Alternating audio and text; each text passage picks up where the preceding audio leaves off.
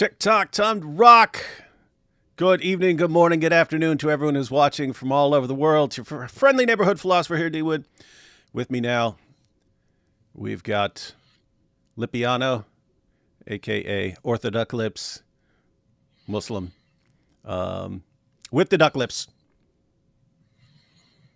Hey, Lipiano, how you doing? His lips are so full and luscious, he can't even speak, ladies and gentlemen. Beast. Yeah, we were just thinking about Lipiano, so yeah. Zootlip. Someone just sent me a Dawa drama video and stuff like this, and I clicked on it for like a couple seconds, and they were going back and forth about Lipiano. And we were talking about what an awesome name that is. Hey, look. The gayest thing I've heard in my entire life. I think it refers to him being from Libya or something. I don't know. Lipiano. It sounds too close to lesbiano. But it is lesbian, but yeah. Here we have Piper says apostate duck lips. You should start up a channel called Apostate Duck Lips. What's funny is that's exactly what his picture looked like. And I already said it before. I only knew him for that picture, and then I was like, oh man, we're all making fun of him because of his lips. I wonder if that's appropriate to make fun of a man because of the way he's born. But then I actually saw him in a clip, and he has perfectly normal lips, which meant that he was actually doing duck lips for the picture he wanted to use, which means he actually had to go from this to, hey, you're about to take my picture? Okay.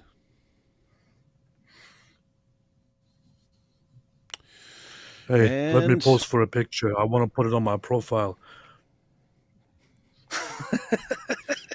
That way everyone will think I want to kiss them. Every man who comes on my channel will know that I want to kiss him and give him a big smooch. Why are we even talking about this? Hey, Lipian. Well, big breaking news. So just an hour ago, Donald Trump posted, and then Benjamin Netanyahu also posted, and then the whole media and everybody else posted that Hamas and Israel just signed the deal. They just signed the peace deal for the first time. So after 2 years of fighting, one day after October 7th, after the anniversary of October 7th, Hamas and Israel actually just signed the deal that Donald Trump proposed with the help of different nations led by Egypt and others. So Hamas actually agreed to the deal, and according to Donald Trump, actually, let me quickly read the thing that Donald Trump posted. You want Donald Trump's post? Because I already got that ready, man. Okay, yeah, read it. You said there was breaking news, and I was like, there's breaking news all over the place. I only had time to get one thing ready, and this was what I saw when it was trending. All right, ready? So this is from Donald J. Trump. You can tell he's a super patriot by the tattoo he has on his face. Oh yeah. He says, "I'm very proud to announce that Israel and Hamas, one great, one really bad, have both signed off on the first phase of our peace plan. Some have said that it's the greatest peace plan humanity's ever seen. I won't say that, but it's true. This means that all of the hostages will be released very soon, unless they want to take things in a different direction, but I'm sure they don't want to do that. And Israel will withdraw their troops to an agreed-upon line as the first steps toward a strong, durable, and everlasting peace," some people say. How can you say it will be everlasting? Do you really know? Yes, I do. Everything I do, if you've noticed anything about me, it's that everything I do lasts forever. All parties will be treated fairly. And when I say fairly, I mean if you're a terrorist, we're going to treat you fairly according to what you deserve. It'll be great. This is a great day for the Arab and Muslim world, Israel, all surrounding nations, and the United States of America. And we thank the mediators from Qatar, Egypt, and Turkey. You know about that guy over in Turkey. He knows all about rigged elections, as I pointed out to his face, who worked with us to make this historic and unprecedented event happen. As the great Candace Owens has said, blessed are the peacemakers. Got that from Andrew Tate. Who got it from Candace Owens? He thanked Candace Owens, and so will I, for saying, blessed are the peacemakers. Sincerely, Donald J. Trump, President of the United States of America, and the next winner of the Nobel Peace Prize, and all Nobel Peace Prizes from here on to eternity, because the peace is everlasting, and if anyone deserves a peace prize forever, it will be the one who gave everlasting peace to the Middle East. Thank and you. all the other prizes. And good night. Yeah. So now there's a little bit of delusion here, because he's basically saying that this is going to be an everlasting peace, and he also said in another post, breaking news: apostate prophet calls Donald J. Trump delusional. And he also said that this is going to bring an end to 2,000 years of fighting or something like that, which is kind of a little bit delusional. However, that said, it is an actual end to the fighting, and an end to the war right now if it goes through.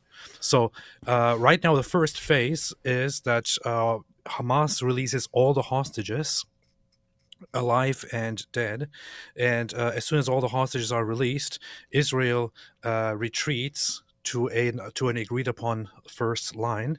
That is when the first phase is in motion. From then on, the details will be fleshed out, but Israel is then supposed to slowly give control over the region that it has occupied in Gaza to an international force that will take things from there and will start controlling the region and will disarm Hamas and send their members away or give them amnesty or something like that, which I think is a terrible idea, but still, I guess they'll work it out somehow. And then they're supposed to then put a different force or a different, trained Palestinian force in place of Hamas that will be watched over by this international body. So these are some of the details. We talked about this pretty much a week ago or two, but the first phase is about to happen now. That's what they agreed upon. And if it happens, then this will mean that the hostage crisis will be over. All the hostages will have been released, and there will no more be any, demand to release the hostages. The worries of the hostage families and all that will be over. The thing is, of course, people wonder if after this first phase is over and after the hostages have been released, if the deal will stick after that part. But we will see. It's kind of funny. I'm just about to go to Israel in a week, in a little bit more than a week, and it'll be kind of interesting to go there, and the war is basically over. Yeah, as far as I can tell, the most important thing right now is hostage release. I don't have a lot of confidence that this is going to bring about a long-lived peace, let alone an everlasting peace.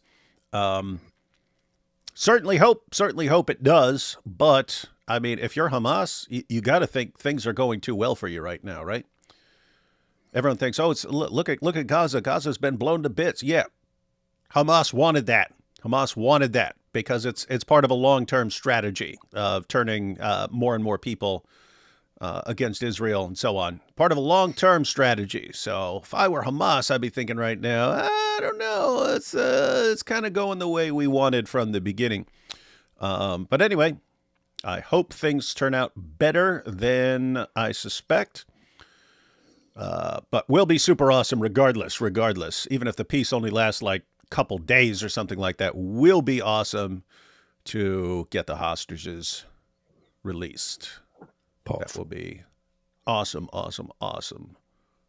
day. But we have to wonder, AP.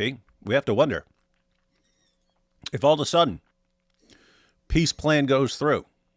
Peace plan succeeds. Someone else takes control. It's not Hamas. I understand Candace has got other like conspiracies she can focus on. What with Charlie Kirk and men pretending to be women and so on.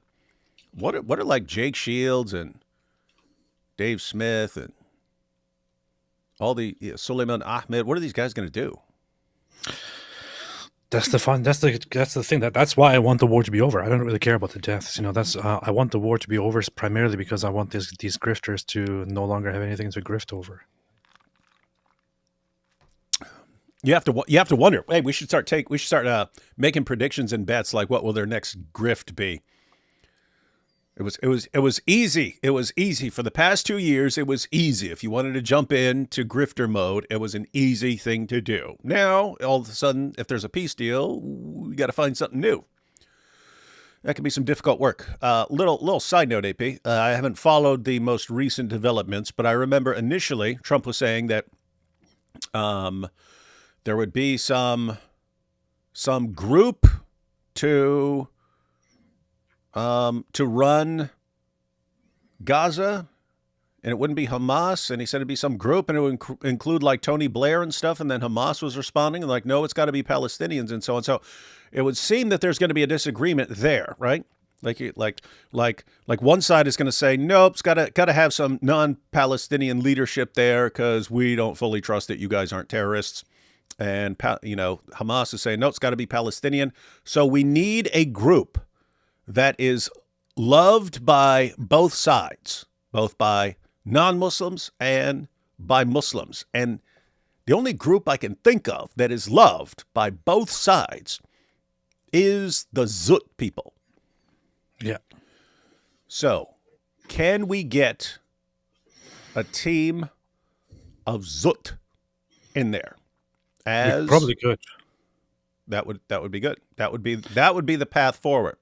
And it would also make sense of all these, like the agreement is we give your hostages back. You guys retreat behind this line. We can then call that the Diddy line because the Zut are going to be coming in.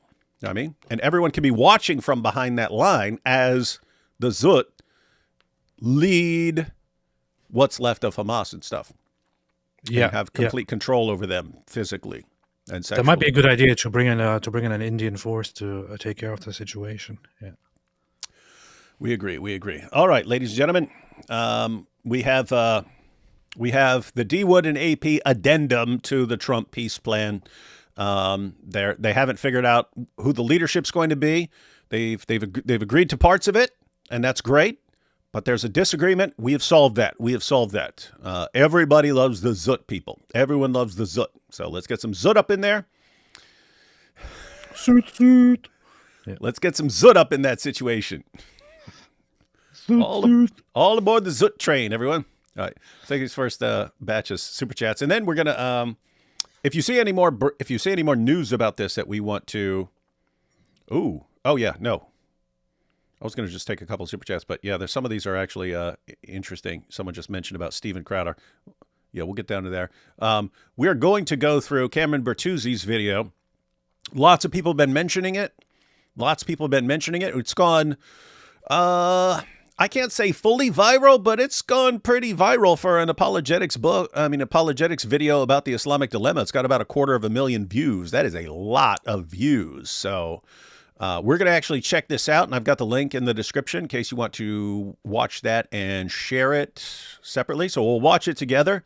We'll comment on it. I'll make fun of Cameron a bunch for being Italian and for anything else I want to make fun of him about. Well, Cameron Pepperoni's video 10 days ago, 235,000 views. Nice. That's a lot. That's Cameron the power. Pizzeria is really going. Power places. Of the Islamic dilemma. Yeah, so we're going to watch Cameron. We'll try to understand him through his heavy Italian accent, everything, and all his constant pizza analogies and all his examples taken from Super Mario Brothers. Margarita pizza. Margarita pizza is like the Islamic dilemma, eh? It's hard to understand, but we'll get through it.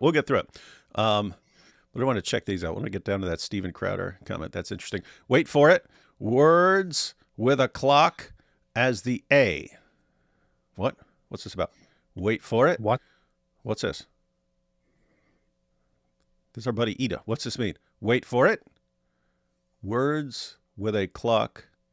I don't know. I don't get it either. We're a little slow, Ida. David, what is your email? I need to message you. You can find that on my YouTube homepage. I feel guilty that I post a lot of super chats on AP Live, so now I'm going to post a super chat on David's Love You Guys. Awesome. Yeah, No. I'm always like, why is Ida like AP so much, but not me? Gark ain't no snitch. That's true. He Very stands true. with his crew. Hey, every time one of us says Gark ain't no snitch, the other one should jump in with, yeah, he stands with his crew. No. After the zooting of Hamas, they have succumbed. What's wrong with you people? Zittington. David, I adore the Trump voice. Everyone loves the Trump voice. You guys know who does like the best Trump impression ever, but you'll never see it? I had my cousin Eric in one video like a few years ago because he was telling this hilarious story. He was just telling it to me in the hospital, and I was like, "Oh, I got to record you saying this." But a couple of you may remember because I posted it. It was too hilarious. I said, "Look, man, you got to retell that story because I'm going to record you saying it," and then I posted it. But he was talking about Anthony Weiner. So Anthony Weiner couldn't stop sending various pictures to ladies. He was supposed to be mayor. He was going to be mayor of New York, but he couldn't stop sexting ladies and stuff. Anyway, my cousin Eric told this awesome story about he saw Anthony Weiner in Central Park as he was walking through it, and he was talking to my cousin Eric was talking to his buddy, and Anthony Weiner was like behind him, and he said, "All I did was I go, Anthony Weiner." And all of a sudden, he says he turned around. Anthony Weiner's like right in his face, right? Like this guy's like super, doesn't like anyone talking about it. So, but it was the way he was telling the story that was cracking us up. He says, "So I turned around right there, Weiner in the face." And his whole story, he's talking about Weiner in the face, Weiner this, Weiner that. And he's going, "What's going on? This ongoing battle between me and Weiner." And anyway, long story short, my cousin Eric had Anthony Weiner's ex-wife, Huma Abedin, who was Hillary Clinton's campaign manager. My cousin had her credit card and still had it because Anthony Weiner dropped it there. So Anthony Weiner, even after the divorce, still had her credit card.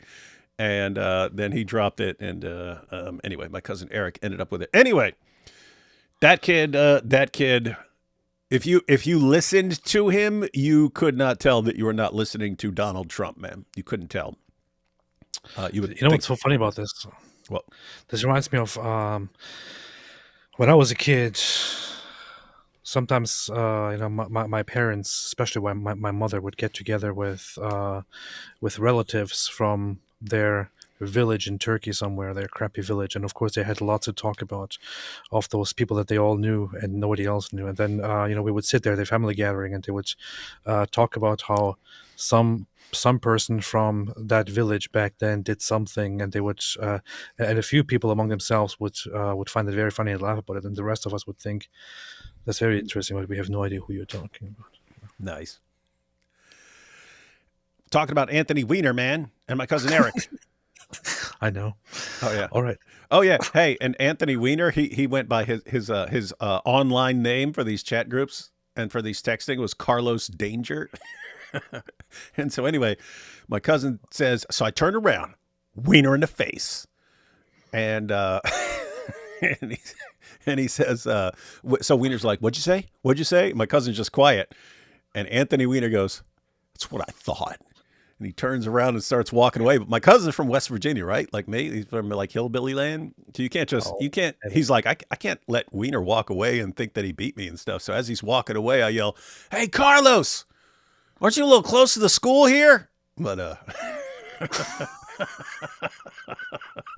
like he's not allowed near schools because he's a pervert. Anyway, fun stuff. All right. Let's see. Veritas says, Mandace now claiming she knows 3 people who said Charlie Kirk knew he might get killed around the day he was. She is such an embarrassment, milking his death. You know what's interesting? I had a dream last night. In fact, in my dream, Abraham Lincoln appeared to me. He came to me in my dream and he said to me, "Hey, you got to watch out for that Candace Owens. Yep. She's pretty insane. He's pretty insane. I regret everything I have done." So that's what he told me. And Nobody, people might not believe this, but I believe it No, because I dreamt. no, I do. See, we have confirmation because he was in my dream and he said the exact same thing. So we have like Oh, more confirmation than Candace and her delusions. oh, interesting. That's Oh cool. gosh. This is a woman who is hell bent on division and being the cause of it. Will we ever see This Week in Jihad? It's been a month. You might occasionally see it if something really important happens, but we didn't announce this, but Robert was basically saying he has tons of stuff and he has to cut back on certain things because we're getting older and stuff. He says he just has to cut back. He's doing too much and stuff, and so yep, that is suspended indefinitely unless we decide to bring it back for something. Let's all pray for peace and return of all hostages. Yeah, Inshallah. really hoping Hamas doesn't back out before the hostages are returned. YouTube won't let me say zooted. What are you talking about? You just said it. You just said it right now in this super chat. Zooted. Zoot, zoot. Funny about Fuentes Owens is if it's just about being America first, why are they crying about Gazans and defending Hamas? Sounds Palestine first. Yeah, that's what Yeah. they do. Mhm. Just like Jake Shields, he posted about, I just don't want to be involved in this. I don't want my money to be involved in this. I don't care about this and this. And then a few days ago, he posts from the river to the sea. Does that sound like you don't want to be involved in this? No. Or does it rather sound like you just hate Jews? Yeah, that's what it sounds like there. Yeah, it's weird. People have all these different positions and they have to name them like they're our real focus is this, but at the end of the day, it's just about hating Jews. Yeah. Doesn't Quran say to make peace when Ummah is weak? Yeah, they are supposed to. But if you're referring to what I'm talking about with Hamas, that's separate. That's part of a long-term strategy. And if I'm saying, if Hamas is sitting there looking, going, nope, you know what? Look at the percentage of people who are turning against Israel. We need to stay this course. Unless they've got another plan in mind and like, okay, now we can go to next part of the plan. Momo had the only long peace Islam will ever know. That's true. Correct. That's what Zoot did. Just hit me that Charlie isn't here to see this. Oh, yeah, the peace. Also, Tucker criticizes Jews for caring about Israel, but seems like his care for non-American Christians in Gaza is driving him against Israel. I don't believe that for a second. His care for non-American Christians in Gaza? I don't believe that. I think non-American Christians in Gaza are being used as a tool like everything else. It's only been, I think it's been like a couple dozen Christians who've died. I think it's a couple dozen Christians who've died in all this. There are war. less than 1,000 Christians in Gaza. So the Gaza Strip has a population of 2 million, over 2 million people. Of those, only less than 1,000 people are Christians. So anyone who actually makes the excuse of the Christians in Gaza, what about the Christians? I'm sorry, you're full of it. Yeah, I just looked it up. Based on accounts from church officials and aid groups, at least 44 Christians have died in Gaza since the war started in October 2023. So 44. Now, keep in mind, you don't want anyone dying and so on. But my point is, if your concern was really Christians dying, there are other places where lots more Christians are dying. And if I don't see a peep out of you about those, I don't think that your main focus is really Christians dying. Yeah. But if you say, I just care about it because of Christians, I'm sorry, you're full of that. Yeah.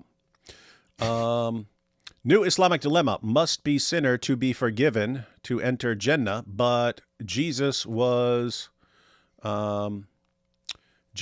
man taken and sinless. Everybody wants to make a new Islamic dilemma today.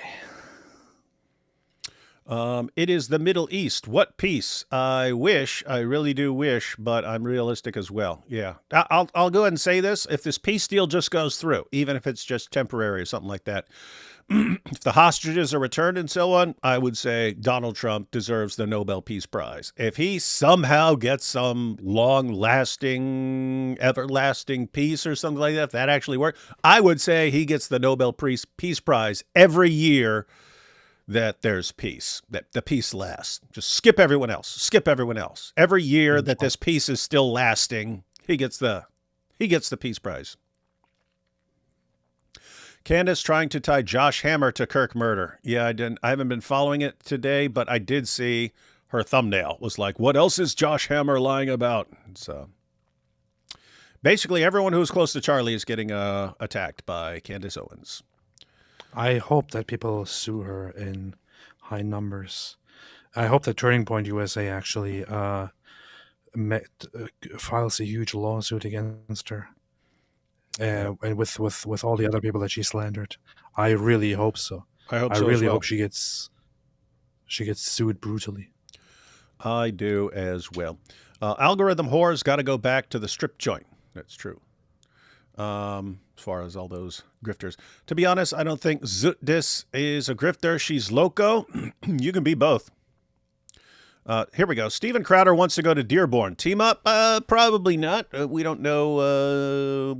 I don't really know Steven, but I'd be all in favor of multiple groups going. Like Steven would probably show up, go somewhere, and put up a sign, Islam is bad or something like this, Sharia is bad, change my mind, and have a discussion like that. Whereas I'd go with like God Logic and IP and AP, and we'd set up cameras and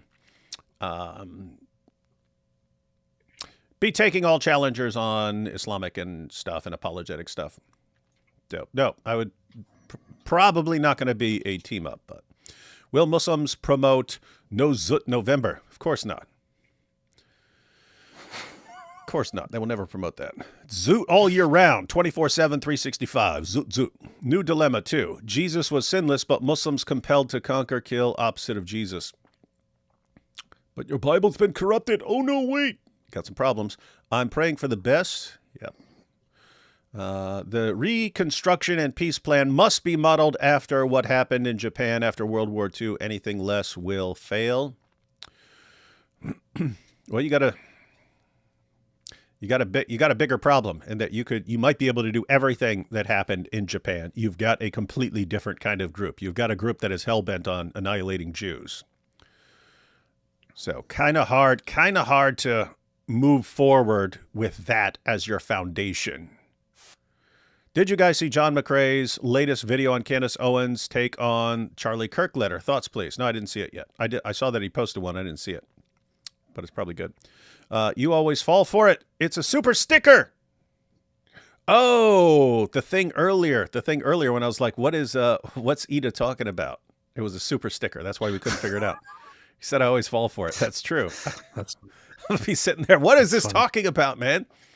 The Jews ended the war so that I could not make money grifting off the war and them. Candace Owens, most likely. That would be funny. Hearing some of these guys, and the Jews ended the war just so we couldn't keep making piles of money off them. They're so selfish. They should keep up the war so that we can keep grifting. As a pastor, you should feel privileged that your channels are the only ones in which I send inappropriate super chats. This is my vice. We are quite honored. Zoot away, my friend. Zoot away. What presents must I pay? What's penance must I pay to get you to unblock me on X? Whatever I did, I'm sorry, Dawood. I would have no idea. I block like probably 50 people a day. It's basically someone says something, I'm like, I don't want to hear from this again. Boom, I block. Or if someone's wasting my time, about to start arguing, and I'm like, this is gonna waste my time. I want to respond. It's better to just block, and then I forget about it instantly. So what'd you post to me, good God? What'd you post to me, good Godfather? Is that your channel name on X? Probably. Hold up. Hey, good Godfather. What's your channel name on X? Is it Good Godfather? Let me see. Good Godfather. I don't see anything. Anyway, I'll check it out later. I'll try to figure out what you did that annoyed me and made me think, I never want to hear from this person again. Ongoing battle between Wood and Winger. Yeah. There's going to be no peace between me and Winger ever. So let Trump solve that one. I turned around, wiener in the face, is what Momo said in his meeting with the Al Zut. That's true. Nick Fuentes meet Muhammad in the Boom Boom Room. Yeah, we just need someone dorky enough to play Nick Fuentes, right? Like you could get people who do the voice, but who looks like him? I can believe Charlie came to her in a dream and said she was betrayed. She betrayed him. Yeah. Yeah, what? Imagine Charlie showing up in your dream and he says, I've been betrayed. She's like, oh, I'll save you. Like, no, I mean by you evil attention whore. Heard about Hassan and his dog. Muslims hate dogs. Oh yeah, did you see that story? Did you see what Hassan?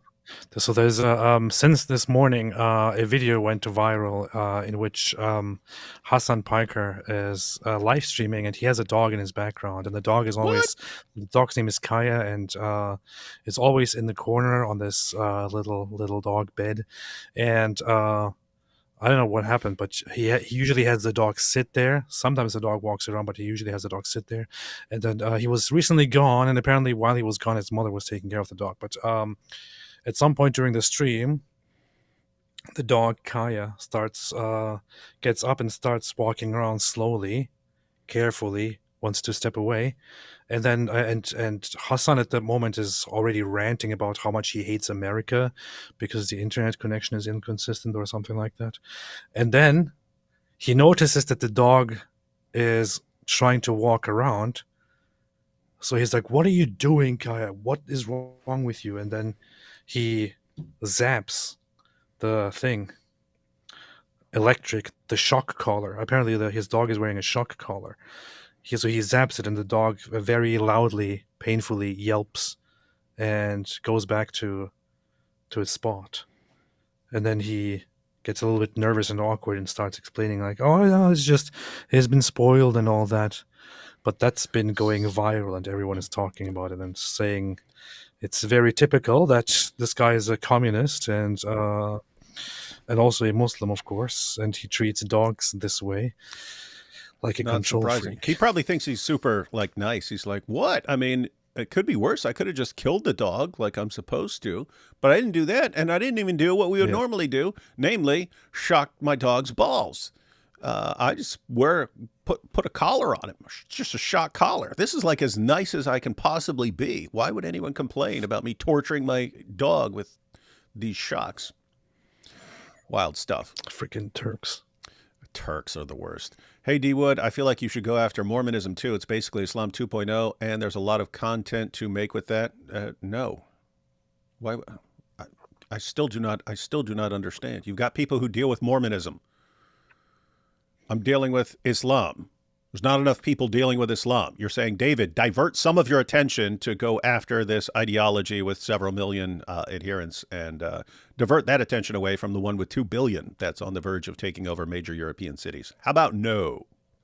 How about no? But there's a lot of content. There's a lot of content about everything. My point is he claims that's why. Oh, talking about Tucker. Yeah, Tucker says that. I just care about the Christians. From the biscuit to the tea, Britain will be free. Not with the current leaders you got. David, I heard Taylor Swift wrote the A song about you. I don't know which song. Taylor Swift. Really? The Zut broke many peace with Momo. Yep, they broke their peace deal. Have you ever considered the Islamic dilemma that it considers Sabians, a strain of Gnostics that reject JC, called Mandians, true believers in Allah? What is it? We just talked about this yesterday, didn't we? Why is everyone asking about the Sabians all of a sudden? And what are you talking about? The Sabians did say, I don't know. We're not sure that there's actually the connection to other stuff, but the Sabians were saying that's where they took the Shahada from. The Sabians were saying there is no God but Allah. They were saying the Sabians, their slogan was La ilaha illallah. Muslim stole it, added Muhammad onto it. Let's see. The Al-Zut can bring peace. Look how peacefully Momo rested in the lap of his companion after that night. That was the most peaceful Muhammad ever was. So, yeah, that is the best path to peace. And we came up with that. If your eyes are leather straps, they can protect you from the Al-Zut. Oh, Really? Can they protect you from the Al-Zut? Maybe. Yes. That's why it happened in the dark. Long-lasting peace was only achieved by Momo and the Al-Zut. It was the last time there was lasting peace. New Islamic dilemma. Ready? Al-Zut. Ha, got ya. New Islamic dilemma. Ready? Al-Zut. No one expects the Al-Zut. So there was behind the Diddy line, wieners all around. Yes, that's correct. And worst part about him abusing the dog is I had to see a Hassan Nabi clip. Yeah, that's... And I'm not even going to see that because I'm not even going to watch it. All right, AP, you ready to check out this video? Yeah. We got a Cameron Bertuzzi, everyone. Bertuzzi. He liked a veal scallopini and a Jeremy Alfredo. And wash it down with a bottle of Filicino in 1961. Mwah! So Cameron's got his video on the Islamic dilemma, the earliest version. So guys, there's tons of videos already on the Islamic dilemma. Lots of people been making videos about it this year. Lots of Muslims been responding. Cameron's going to point out that Christians have actually known about this for a long, long time. So here we go. Spaghetti sauce and the meatballs and the Cameron Bertuzzi and the Islamic dilemma. Here we go. A lot of people are under the misimpression that the Islamic dilemma is some like clever modern argument cooked up by Christian apologists on YouTube or in recent debates. Where's his accent? What if I told you we have new evidence of a Syriac Christian in the 700s, barely? Misimpression. I just checked it out. Misimpression is a word. Nice. I've just never heard anyone actually use it in a video. See? People are going like, oh, he doesn't even speak English properly. Yeah. But it's a Like, word. look at this Italian. He can't even speak. Apparently he's been going to speech lessons to help him mask his thick Italian accent. Oh, well, that makes sense. That explains it. All right. A lot of people are under the misimpression that the Islamic dilemma is some like clever modern argument cooked up by Christian apologists on YouTube. Or Notice he's always got to talk about cooking, right? Yeah. It's some mod.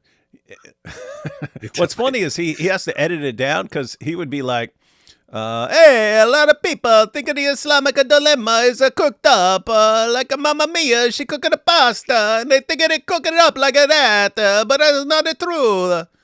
Anyway, it's me, Cameron. in recent debates. What if I told you we have new evidence of a Syriac Christian in the 700s, barely a century after Muhammad? He was already making this exact same argument. That's right, we've uncovered a manuscript where George of Beltane, a patriarch writing in the 8th century, lays out a response to Islam so sharp, so devastating, that honestly, it makes us look like amateurs. You don't need to exaggerate, Cameron. He said it makes us look like. You can't speak English. His real name's Cameroni. Cameroni. Cameroni Bertuzzi. He goes by Cameron. Yeah, you don't need to exaggerate and just say this guy made the greatest argument of all time. It makes us all look like complete idiots by comparison. Imbeciles! Nobody can ever make a better argument. Than this guy. And look at me. Look at him. Hey, look at me. I tried out to go on the Jersey Shore, but they said I was too Italian, so now I do a YouTube. And I'm not exaggerating here. Beltane might have been a better apologist than we are today. In this, I challenge Beltane to an Islamic dilemma off, and we'll see who wins that one. video, we're going to dive deep into this forgotten Not in the text Zut sense. that was actually just recently translated for the first time. See how he dismantled the Muslim claim of tarif, or corruption of the scriptures, and show how he basically invented the Islamic dilemma before it ever had a name. Now, Liar. Allah Look at invented that. the Islamic dilemma. What? Oh, well, okay. Well, that makes sense. That makes sense. Allah invented the Islamic dilemma. He made sure it was there, waiting to be discovered by Christians so that we could use it to destroy his religion. Stick around, because by the end of this video, you're going to see how George absolutely dismantles Islam's claims to truth before it even got off the ground, guys. And trust me, once you see how good his case is, you're never going to look at the Islamic dilemma the same way again. You're kind of building it up too much, man. It's like, this is you may have got this from Trump, but everlasting. It's the everlasting argument. That's why it's still here. From the 8th century till now. It's everlasting like peace. But first, let's set the stage here, okay? The Islamic dilemma, it might sound fancy, but it's actually really simple. All right, the Quran repeatedly points Muslims back to the scriptures that came before it, the Torah and the Gospel. You see this in places like Surah 5:43-48 and Surah 10:94 and other verses. But here's the problem, okay? Those previous scriptures, very obviously, flat out contradict the Quran. And there are only really two options, and neither of them work, all right? Horn number one. If the scriptures before Muhammad were reliable, as the Quran itself implies, then Islam collapses because those same scriptures contradict Islamic teaching on almost every core issue. The Old Testament prophets, the Trinity, the crucifixion, the deity of Christ, you name it, it contradicts it. Horn number two, if those scriptures were unreliable, if they'd been corrupt or lost, then the Quran undercuts itself. Why? Well, because it tells Muslims, and even Muhammad himself in Surah 10:94, to consult the Jews and the Christians that were reading the previous scriptures. That makes absolutely zero sense if the scriptures were already unreliable. So either way, the Quran is stuck on the horns of a dilemma. If it affirms the Bible, Islam is false. But if it rejects the Bible, Islam is actually incoherent. That's the power of this argument. It's not some little gotcha trick. It's actually showing that Islam, by its own standard, defeats itself. We do need to make some sort of dilemma. Hey, when did Cameron become such a good speaker, man? This was pretty good. What? Oh, he's copying me. And again, he's been going to the speech coach, man, speech coach. A lot of people, they have their crazy accents. They go to a speech coach. Hold up. Oh, that's funny. Hold. Huh. Okay. We'll get down to that in a second.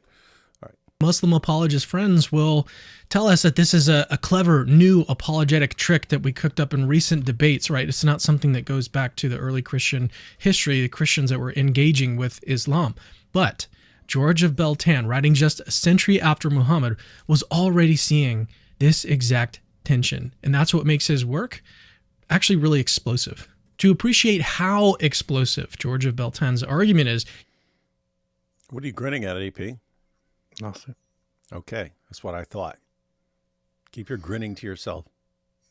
Nothing to grin about. You need to understand when and where he was writing. We're not talking about some medieval monk tucked away in the 1200s. George lived in the 8th century, barely 100 years after Muhammad. That means he wasn't working with centuries of hindsight. He was looking Islam straight in the face. When he says hindsight,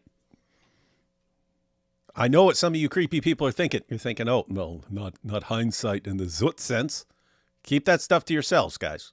Keep those weird thoughts to yourselves. The world does not need to know about them. What?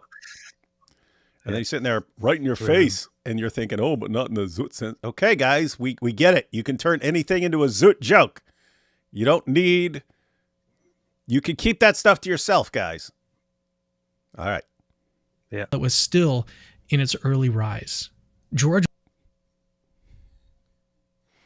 was the West Syriac Patriarch from 758 to 789, which makes him one of the highest ranking Christian leaders in the Middle East. And his life was anything but calm. He was actually imprisoned in Baghdad by the Caliph for 9 years on charges of tax fraud and refusing to honor Muhammad's name. When he was finally released, he didn't retire quietly. He went straight back to defending the faith. Now, here's why his story matters. Okay, Syriac Christians like George were on the front lines. They were the ones who first had to wrestle with Islam's claims. They heard Muslim accusations about the Bible being corrupted, what's called tarif, not as abstract theories, but as live, pressing challenges threatening their communities. So when George sat down to write his commentary on the Gospel of Matthew, that's our focus today, tucked inside is this little chapter where he fires back at Islam. And it's You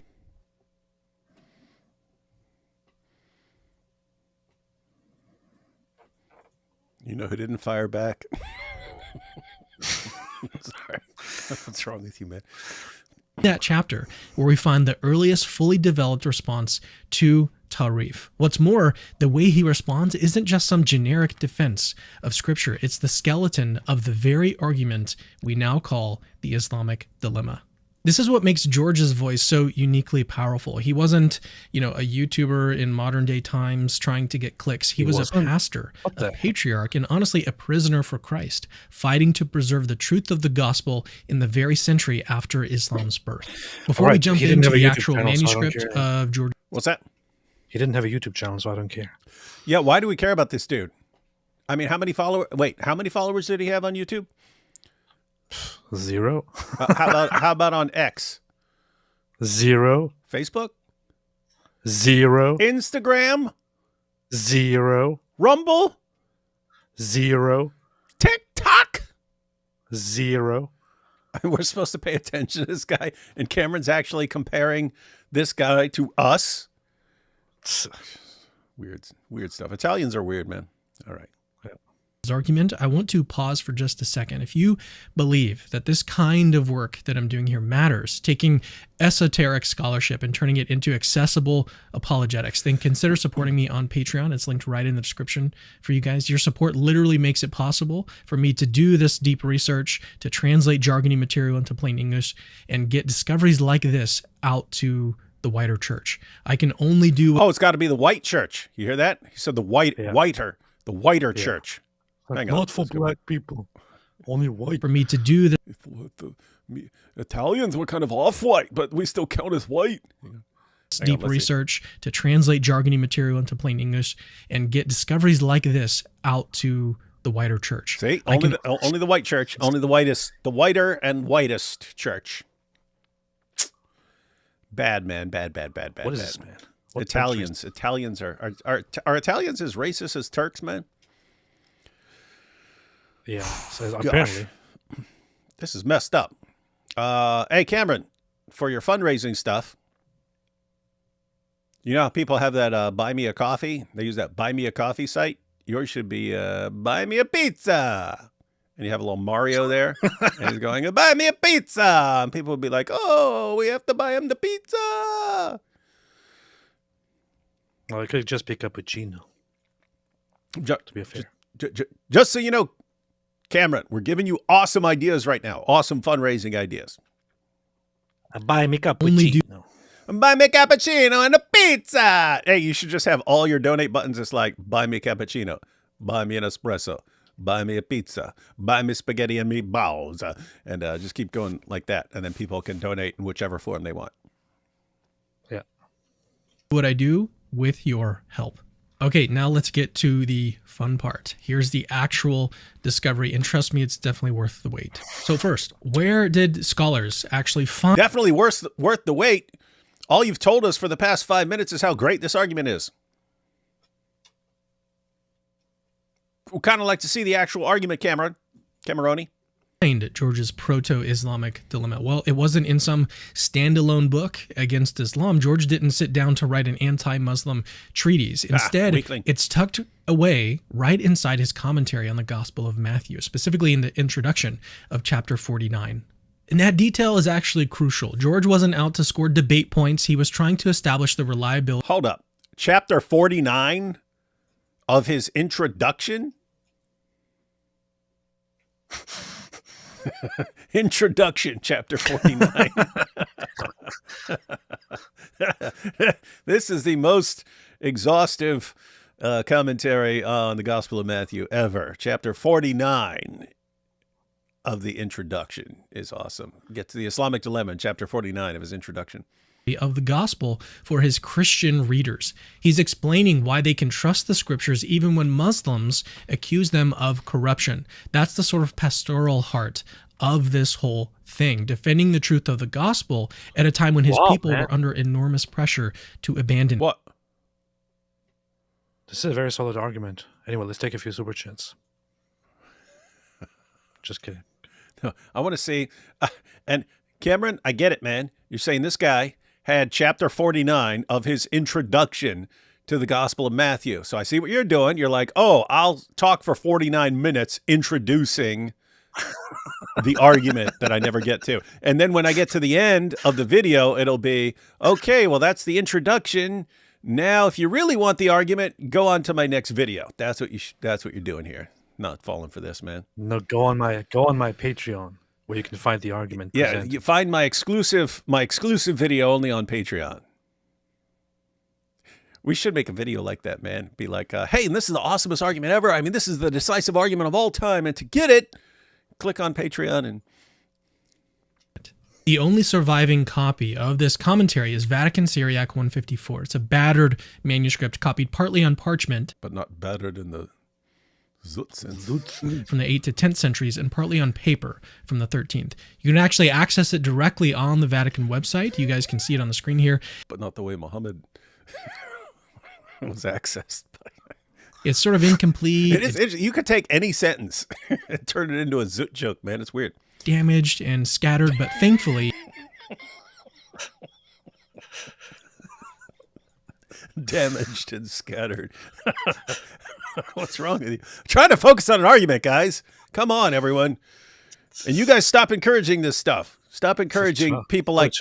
Yeah, stop encouraging people like Cameron to... Like, I feel like every person who makes videos now is like, oh, how can I make this so that when David and AP review it, it's just going to lead to a bunch of Zoot jokes. Stop it, guys. This is incredibly childish, Cameron. What the hell? It's extremely childish, Cameron. This terrible behavior. Liked you better when you were more serious with the accent. Enough of it survived for our purposes today. For centuries, this text sat sort of unnoticed in the Vatican Library until modern scholarship finally brought it to light. Bert Jacobs recently published the Editio Precepts of Chapter 49, giving us our first full translation of George's words. I've got his paper linked in the description if you guys want to go check it out. But now what George argues there is... no one who's watching a YouTube video is going to read something. Just wanted that to be clear. Actually extraordinary. This chapter is titled Against the Pagans Concerning the Truth of the Gospel. But make no mistake, the pagans in view are Muslims. George never names Muhammad or the Quran directly. Early apologists often avoided that for safety reasons, but he does make it pretty obvious. He talks about the time before the coming of their prophet and even quotes or paraphrases the Quran. The issue. I just want to ask Cameron one question here. Do the pagans believe in the same God that we believe in? Of course they do. Of course they do. Oh, busted, Cameron! You're busted by your own guy you're quoting. You're like, this guy speaks decisively. I say that the Muslims are pagans and do not worship our God. Busted, Cameron. Addressing is the accusation of Tarif, a Muslim doctrine that Christians sort of corrupted their Bibles. Faced with claims that the Quran is false because it contradicts the Jewish and Christian scriptures, later Muslim commentators argued that the Christians had corrupted their scriptures and included false material. By George's day, this accusation was already circulating, and Christians in the area had to respond to it. Before I break down George's arguments, I'm going to put up on the screen the full English translation of George's commentary so that you guys can read it for yourself. Feel free to pause the video and read through his comments. It's not very long. Yeah, we're going to pause the video to read. As I mentioned, you can just click the link in the description to the full paper. All right, here we go. George opens with... I wonder if he does this on TikTok too. On TikTok, let me pause this. Let me put this on screen so you can pause it here on TikTok while you're scrolling, while you're doom scrolling video after video, so you can read the whole thing for yourself. Yeah, I'll just have my 50-second TikTok video, but I'll put a bunch of screenshots from a bunch of nerd papers, and you guys can just pause and read everything instead of just reading a book or something like that. Guys, if you're on TikTok, you're not interested in reading. Anyway. Brilliant rhetorical move. Pay attention here, okay? He says the way to answer the charge of corruption is to ask 4 questions. When, who, why, and what. Why not in how? other words, why not how? Why not how? going to claim that the gospel was falsified or corrupted, tell us, when did this happen? Who carried it out? Why would they do it? And what exactly was changed? And how could they have done it? How you leaving out how, man? Hey guys, by the way, this is actually important, and he's pointing out that this goes way back to the 8th century, where Muslims start saying, "Oh, your book's been corrupted. Your book's been corrupted because it doesn't match up with ours, and our book affirms your book, but yours doesn't line up, and therefore, instead of saying, okay, well, our prophet didn't know what he's talking about, we'll say your book has been changed." When they started saying that, the obvious questions to arise, and these would still be very, very important questions. When was it changed? Who changed it? Why did they change it? And what was changed, right? Your average Muslim friends who just say, "Oh, your Bible's been corrupted." They haven't thought through this even slightly. Yeah. Changed. It's super simple, but it's also really devastating to this doctrine, and it anticipates the entire later history of Christian responses to Tarif. Let's break this down because this is all very relevant for us today. Okay, first, George presses the when question of timing. If the gospel was corrupted before Muhammad, then, he points out, why would Surah 1094 instruct Muhammad to ask the Jews and Christians about it? Here's exactly what he says. So at which time, I ask again, who, why, and which words? If they should say that it happened before the coming of their prophet, see, he said that it was spoken to him that he should come to those who hold the scriptures to find the truth. For he said, quote, "O those who hold the scriptures, confirm the things which we have brought to you in words, and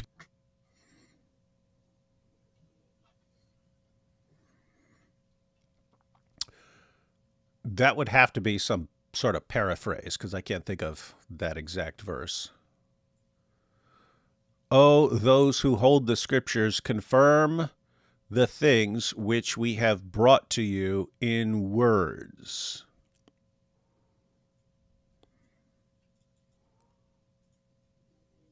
I wonder what the original text says. Well, so this would be Syriac, written in Syriac. So he's probably like hearing or reading in another language or something like that. So some things are going to be lost in translation, and that's where you're not going to get the exact. So anyway, the point is there are lots of Quran verses that talk about the Quran affirming our scriptures and so on. I can't think of a verse that matches that as far as. Like I can see right after that, that is clearly a reference to 1094. I'm not sure what the one before that is a reference to. if you are doubtful, ask those who have been holding the scriptures before you. See, he sends you to us. Mm-hmm. He's quoting Surah 1094. George knew, even in the 700s, that the Quran itself, in Surah 1094, assumes the reliability of earlier scriptures. But if, on the other hand, the corruption supposedly happened after Muhammad, George says that's actually impossible. Why? Because the gospel was already spread across the world in different languages. He puts it really bluntly, and these are his own words. And after his coming, there is no proof whatsoever of a synod of all nations in which Greeks, Arabs, Persians, barbarians, and Syrians were gathered, during which they determined which words they would omit and which words they would add. This is because the gospel is the same to all of them. This is true. This is what we bring up all the time. Mm-hmm. Yep. And everyone understand those two possibilities here. It's kind of a separate little dilemma there, but that's what starts when you say, okay, when was it corrupted? And the obvious two main possibilities there are before Muhammad or after Muhammad, right? Been corrupted? Okay, when? Before Muhammad or after Muhammad? And you just saw the problem either way. These are two more horns of another dilemma. If you say the gospel was corrupted before the time of Muhammad, okay, well then why does the Quran say all these positive things about the gospel, right? Why does it say, go to the people of the book, Muhammad, if you're in doubt? Why does it tell? You could expand upon that. You could say, Why does the Quran say that Jews and Christians are still reading the Torah and the Gospel? Why did Muhammad say that Christians still have the Gospel? Why does the Quran say that Christians have to judge by the Gospel? Why does the Quran say, "O people of the book, you have no ground to stand upon unless you stand fast by the Torah, the Gospel, and all the revelation that has come to you from your Lord"? Why does it say all these things if the Gospel had already been corrupted? So, if the Gospel had already been corrupted, Quran's got big problems for affirming it and never saying one word about its corruption. On the other hand, if you're saying that the gospel was corrupted after the time of Muhammad, that makes no sense because you have the gospel spread all over the place and in a bunch of different languages already. Who could possibly have the power to corrupt it in all these different places after the time of Muhammad? If you wanted to say the gospel has been corrupted, you got to say it was corrupted really early on. You can't say it's corrupted in later centuries and stuff when it's all over the planet, and then you have manuscripts from before that time. And so, good point right here. Say when, ask when. Yep. They got to say before Muhammad or after Muhammad. Either way, they got problems. Next, he pushes the what and why question of motive. Suppose the Christians sort of changed certain parts of the Bible. Why would Christians falsify their own scriptures? Because they're evil. George points out it's not for the money, since the gospel still commands poverty, not for spiritual advantage, since, quote, spiritual gain cannot be attained by consciously spreading false ideas about God. He even turns this into a subtle jab at Islam, hinting that they're the ones who used material gain to attract followers. Oh, that's a good point. So here it's on the why. It's on the why issue. Like, why would you corrupt it? What's the point? If you're corrupting it deliberately, you got to be doing it for a reason, right? Like, what's your goal? Is it to make money? Well, that doesn't fit. That doesn't make any sense. Is it for spiritual development? That doesn't make any sense. And so Cameron points out, he actually flips it. It's like, you're the guys who are doing all this stuff for money and war booty, aren't you? So if anyone's going to change your stuff, that would be you, right? Yep. Then, in addressing the who question, George brilliantly appeals to the Quran's own teaching about the apostles of Jesus. It couldn't have been them, since the Quran itself in various places calls them divinely chosen and faithful. If that's the case. Yep. Can't call that. And That guys, is what I like to bring. yeah, guys, notice I pointed out, you can't say, if you want to say the gospel is corrupted and be at all coherent, you have to say it was early on. You can't say it's after you had manuscripts all over the place on multiple continents and so on. Guess what? It spread very quickly back in the day. So very rapidly it was transmitted to a lot of places. There were lots of copies made, lots of translations were made, which means if you want to say it was corrupted, you have to say early on. What's the problem there? Well, the Quran affirms the apostles. The Quran affirms the apostles. These are good guys. These are devout Muslims. So are they the ones corrupting it? There's no way out of the Islamic dilemma, ladies and gentlemen. There's a bunch of different things Muslims can try. None of them work. George asks, how could they possibly have transmitted corrupted accounts from their master? This is a proto-dilemma move, using Islam's own scripture to shore up the authority of the gospel. So again, George's words and advice are still relevant for us today. The next time a Muslim tells you that the Bible has been corrupted, follow George's examples and ask 4 questions. When? Who? Why? When? And what? Why? Nope. But in his Also say how. How'd they corrupt Okay, so it? When it's all over the when- planet, when you got gospels all over the place, how'd they do it? How? Oh, George didn't he didn't say how, so we can't say how. No, we can't. We are not glued to this dude. So when, why, where, what, and how.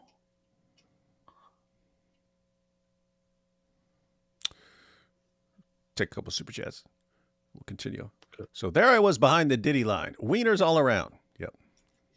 It's Muhammad's story. Worst part about him abusing the dog is I already read these. How dare you guys talk about Hassanabi? How do you pronounce that name? Hassanabi? Yeah, that's not a name. That's not a name. 40+ Americans offed October 7th. No available total of Christians, but were multiple Israeli Christian and Filipino Christian victims. Silence from Cucker. Yeah. Yeah. It's one of the many reasons I do not believe that guy. How did you guys get Mario to do Christian apologetic? Well, I grew up playing Super Mario Brothers, and then we found him. We said, hey, you're just a plumber, man, but you should do YouTube. And he said, but how can I do it? And we said, we'll help you. Islam is not peaceful. Who says? Some Islamophobic stuff. Bad person. The camera number 2. The end. Bibbidi-bobbidi. I couldn't find your email on your YouTube. How's that my problem? I couldn't find your email on. Okay. You go over to YouTube. You go to my home. You go to my home page. I'll do it right now. Go to my home page. And then it says, Apologetics Roadshow, more about this channel. And then it has links. You click on links and it says links and it has Patreon, X, and so on. Then it says more info, and there's a thing there. It says view email address, and you click on that, and that allows you to view my email address. I have to say, I'm starting to understand why I blocked you. If you're like asking me something, you're like, oh, how do you do it? And I'm like, oh, just do this. Oh, I can't figure it out. Okay, block. No, you should be able to find it though. If it's not working for some reason, try a different browser. Try a different browser. I couldn't find your email on YouTube page. I'd like to talk to you about going to Dearborn. If I figure out your email, I'll send it with the subject line, looking for a good zoot. You already read this, man. What's wrong with you? I just read it now. Yeah. We'll have to figure it out because up there it gets super freezing cold in the winter. So any of our friends who are from warm areas like God Logic and so on, they either have to decide to go quickly if we want to take a trip up there before winter sets in, or it'll have to be after, like in spring or something like that. I'm fine either way. I'm ready to go 24/7. Let's go this weekend. Let's go. All I hear Cam saying is, if the pasta is so good, the Islam is false. If the pasta is bad, the Islam is false. That's his Italian Islamic dilemma. If the pasta is so good, and the Islam is false. Nice. Classic Cameroni. Secular case 1. Our aid equals discounts on F-35s and weapons.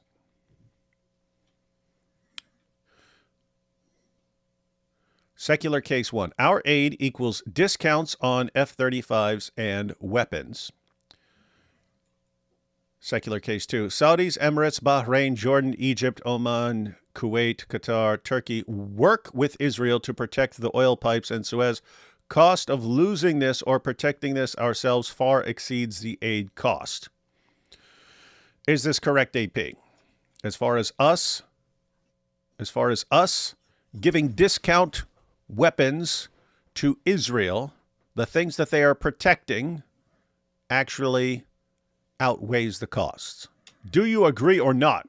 Yeah. All right. Yes. I thought this was a super sticker at first. You're going to need to translate, I don't speak a spaghetti. Cameron, we don't speak a spaghetti. Mo's favorite song would be Rump Shaker, Rex and Effect. All I want to do is zoot a zoot zoot zoot and a boom boom. That's true. All I want to do is zoot a zoot zoot zoot. Ultimate Dilemma was always speech by Mo. If New Testament real, prophet Allah will rip my arteries. Jesus went to Jenna, Mo murdered by Jew. Cries feel artery ripped open. Yeah, you know what sucks? I haven't seen it yet, but I saw Jai and DOC. Jai and DOC were talking about Ali Dawa. I haven't watched the Ali Dawa video, but Ali Dawa was talking trash about Jordan Peterson, saying Jordan Peterson's hospitalized and he's all messed up. Why? Because he said, give him hell after October 7th attacks. So Ali Dawah always knows course. instantly why Allah is punishing people. Of So course. I saw that and I was just like, I didn't want to do it. I didn't want to do it. But if you're saying, oh, look at this guy, he's suffering, therefore he's being punished, that's really, really easy to do with Muhammad. I mean, really, really, really easy. So I might have to make something about the sufferings of Jordan Peterson and of Muhammad. You know what's funny? Ijaz, he has some condition. I'm not sure what he has exactly. I never bothered enough to figure it out. But he has some condition that he complains about all the time, Who? and that he tries to get help for. Ijaz Ahmed, Oh. and always complains that he's in severe pain and unbearable and things like that, and has been hospitalized again and so on. And the thing is, when these guys bring such things to our attention, all I think is, your guy, Ijaz Ahmed, I bet he's suffering because he does Muslim apologetics.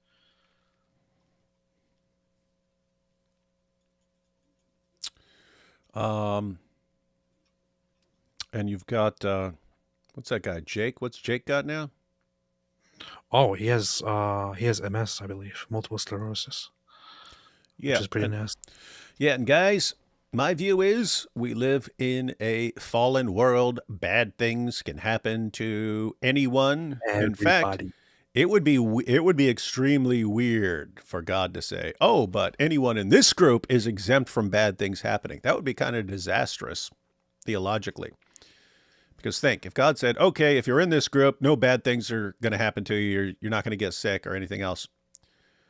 Well, why would people join that group? Just to avoid, not to honor God or because they seriously care. It would just be, oh, this is where you go and no bad things happen to you, and that would be what they would care about. That would be really weird. He goes to the church of red roofs and red table. That's what he does. Zut Wars, the last man riding. What are you laughing at that?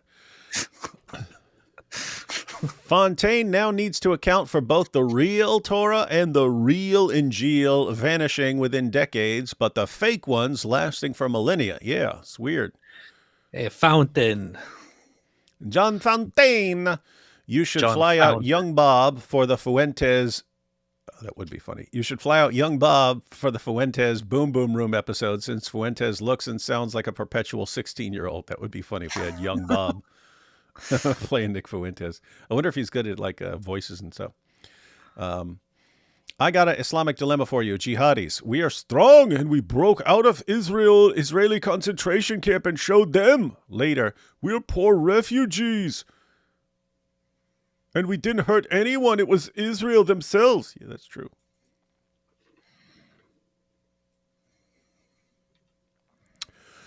Candace Owens, if she hated Muslims just as much as she hates Jews. Pizza's Italian. Cameron's Italian. Benito Mussolini was Italian. Wait, Mussolini Muslim? You see, Cameron is a secret Muslim. And the only thing you're missing is she had a dream that confirmed it all. A dream that Mario appeared to me and said all this. D. Wood admitted that Mike Winger is a greater person than Hassan Abi. I will admit no such thing. What Hassan Piker does to animals is disgusting, but no surprise since he is a devout communist. Yeah. Oh, communist Muslim. I mean, I would have to say it really is no surprise, and the way Hassan Piker treats his dog is the way communists treat an entire population once they take power. So it's how it is. Is he one of those rich communists? Yes, spoiled communists. Ibn al-Khatib was a physician who was lynched for proving that the Black Death is contagious because Muhammad said there is no contagious disease. Is that true? I mean, Muhammad did say there's no such thing as contagious disease, but did the dude actually get in trouble for showing that it's contagious? I'll look that up. I don't know if that's true. So again, I know it's true that Muhammad said there's no such thing as a contagious disease, but AP and D Wood ran so that Korean Scotsmen could fly. That's true. That's what we do. We've already had the zut on one news channel. Now we need to get it on every news channel. I want to, dude. Hey, AP. Look, man, we need to do something. What? Hang on a second. You actually caused the Zut to be mentioned on a mainstream I know, news channel. I know. On Sky. I know that's funny. But yeah, I was saying, yo, we need to do something. We need to do something crazy and newsworthy just so we can get on the news for something, and then bring up the Zut, right? Like anything, like we'll start a huge car accident. We don't hurt anyone, so we'll like just crash our cars into each other, and we'll take like safety precautions and stuff. We'll crash our cars into each other. We'll make sure like they blow up and stuff, and then when the news crews come in, we'll be like, oh yeah, well, yeah, I wasn't paying attention because I was thinking about the story of Muhammad and al-Zut, and then we were just talking about the Zut on the phone, and then we crashed into each other. Crashed right into each other, and so, yep, I slammed right into him. Not in the Zut sense, but you know what we're talking about. And then the serpent. Did God say not to eat the fruit of the tree? Just asking questions. Yeah, that's funny. Just asking questions. Muhammad's favorite goth band, 9 Inch Zuts. What's wrong with you? It's official. Y'all heard it here, folks. Abe Lincoln will make AP the new pope. You heard it here, everyone. Yes. Now we know. That's what he told me. Now we know. All right. Let's let Cameron. And if you don't know, now you know. Let's let Cameron get a little deeper into this argument. Not in the Zut sense. Here we go. Commentary, George doesn't stop there. After dismantling the corruption charge with his famous when, who, why, what questions, he takes the debate one step further. He pivots to a positive case for gospel reliability. In other words, he doesn't just play defense. He builds a constructive argument for why the gospel must be true. And you guys really need to pay attention here, because this move that he makes here, this argument he builds out, is brilliant and arguably something that Christian apologists need to be doing a lot more of in the context of the Islamic dilemma. In his commentary, I'm not taking advice on some guy who didn't even have a computer, let alone a YouTube channel. So exactly. Hey, everyone. You guys need to live without computers or like functioning toilets or anything. No. George lays out 5 criteria that prove gospel reliability. First, the gospel's teaching is sound because it transcends earthly lusts. Second, its commandments heal the soul's infirmities. Third, it foretells future events with prophetic clarity. Fourth, it spread to all nations, not by political power, wealth, polished rhetoric, or manipulative tactics, but by a message so lofty it looked like folly to the world. And then fifth, it is confirmed by the testimony of the scriptures themselves. Just think about how clever this actually is. These criteria aren't arbitrary. He didn't just pick these out of the thin air, right? They actually make a lot of sense. A true revelation from God should actually elevate us above our base desires. It should bring healing. It should reveal what is to come, spread without worldly Did he call our desires based? Yeah. Our base desires. Our base desires. My desires are based. And harmonize with earlier revelation. George is doing in the 700s what most Christians today can't do: lay down a rational framework for why Christianity is true. And remarkably, his argument holds up pretty well. Scholars What's that? Why would I lay down an irrational framework? call this the true religion apology. And in George's hands, it's one of the earliest examples that we actually have. So here's the big picture. Okay, George of Beltan dismantled the charge of Tarif through asking his 4 questions and citing the Quran itself to answer them. Then he went further. He made a positive case for gospel reliability. Here's the crucial point. Pay attention to this. Once you grant the gospel's reliability, the Islamic dilemma writes itself. If the gospels are reliable, Islam is false because the Quran contradicts the gospels. If the gospels are unreliable, Islam is false because the Quran itself implies that the gospels are reliable in Surah 1094. George nailed it 1,200 years ago from a prison cell in a commentary on Matthew, trying to strengthen the faith of his people. He handed us one of the earliest versions of the Islamic dilemma. Why does all of this matter? You might be thinking, like, why should we care what a Syriac patriarch in the late 700s, why should we care that he was already making this argument? Well, because we can get clicks and views from it. And especially since he didn't have a YouTube channel either. Yep. I have to say, though, I am a fan of taking stuff that's basically completely irrelevant because it happened like centuries before we were born, and then putting it on YouTube so it becomes useful. Even though basically what Cameron is saying is, hey, David Wood obviously has an infinitely more sophisticated defense of the Islamic dilemma. This guy's argument's just based on 1094, one of dozens and dozens of verses that I would use in my significantly more powerful version. And that's what he basically just said, isn't it? Yeah.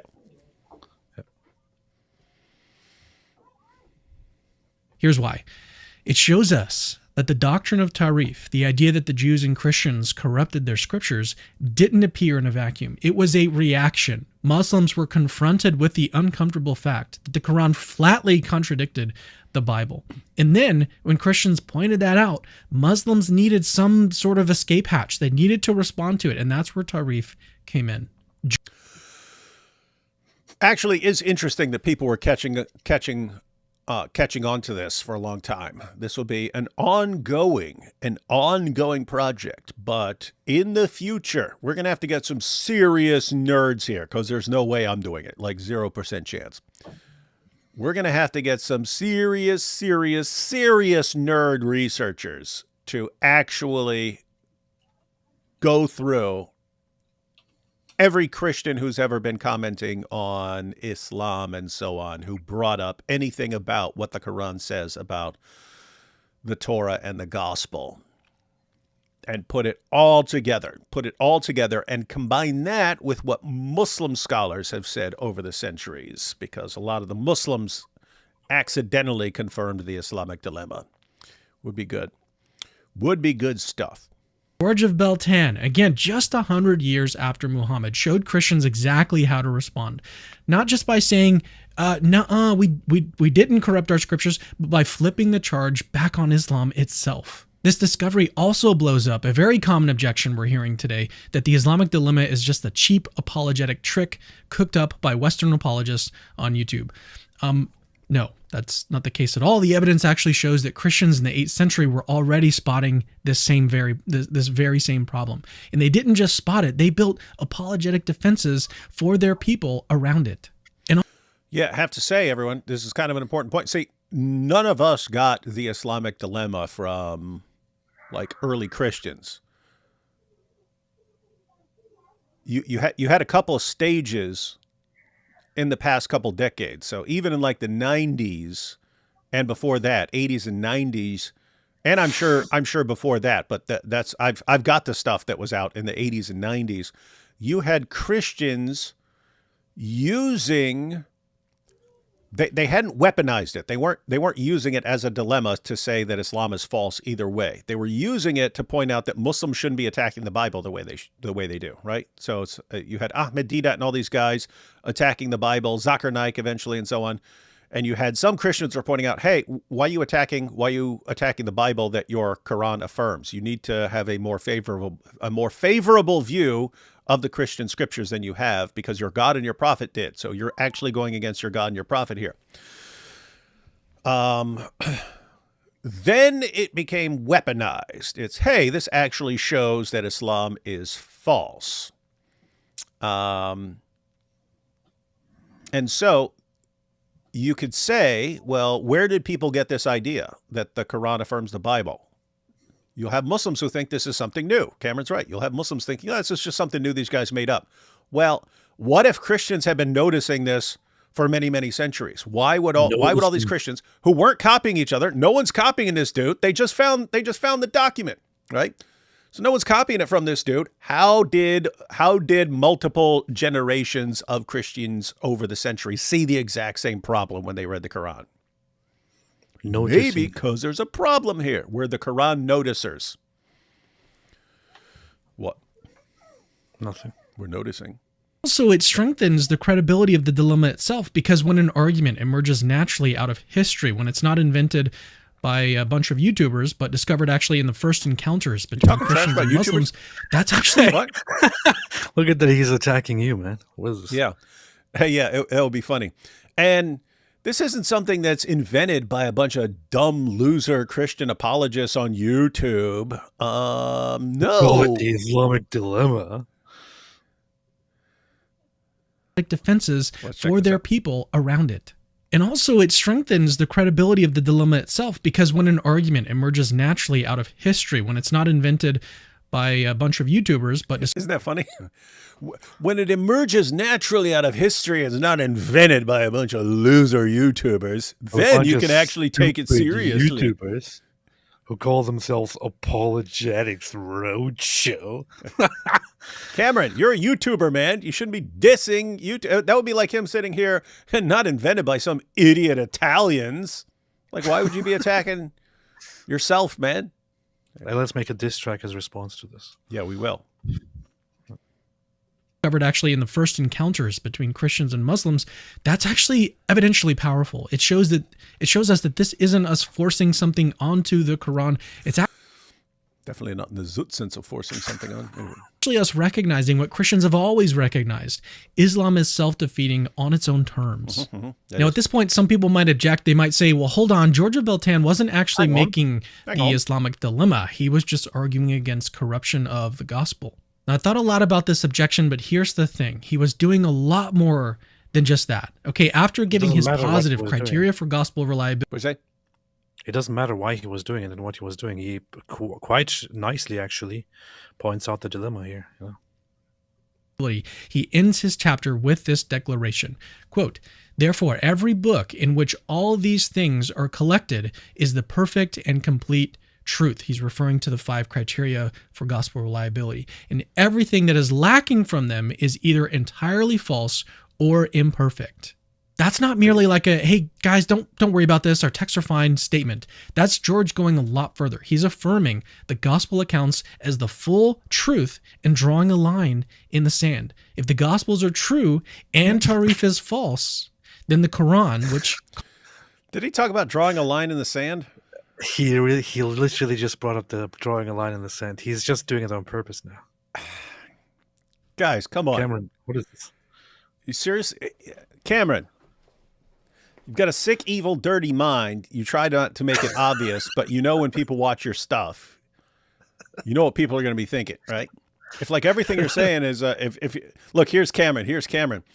And so this new argument is banging.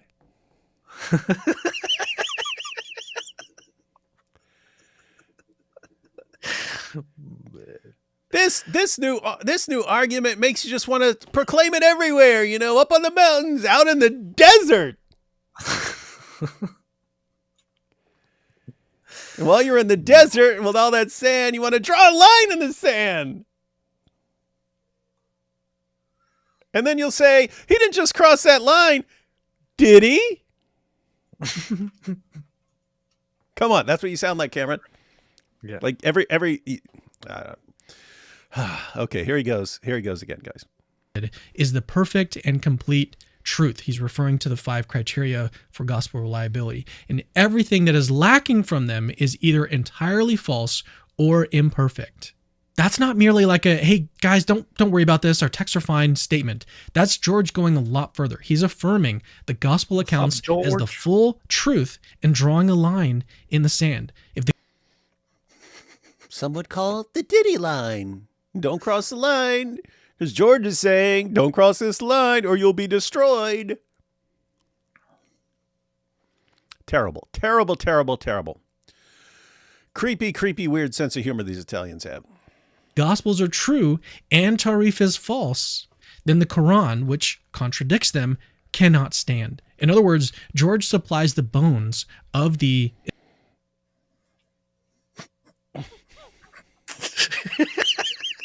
Stop it. I was that close, man. This almost went all over the screen. I had to pause. George draws a line in the sand and then provides the bones. I'm not trying to make Zoot jokes here. I'm Cameron. Come on. Come on, man. Okay, no interruption. And everything that is lacking from them is either entirely false or imperfect. That's not merely like a, hey guys, don't worry about this, our texts are fine statement. That's George going a lot further. He's affirming the gospel accounts as the full truth and drawing a line in the sand. If the gospels are true and Tarif is false, then the Quran, which contradicts them, cannot stand. In other words, George supplies the bones of the Islamic dilemma. The Quran appeals to the Gospels as authoritative, but their truth puts Islam on a collision course with itself. And also remember, we don't have putting it all into perspective. So Muhammad drew the line in the sand, and then the Zut provided the bones, and the next day Muhammad couldn't stand. Yep. He couldn't stand, and that put Muhammad on a collision course. What? I'm sorry. Let's continue. I didn't say it. He said it. Look.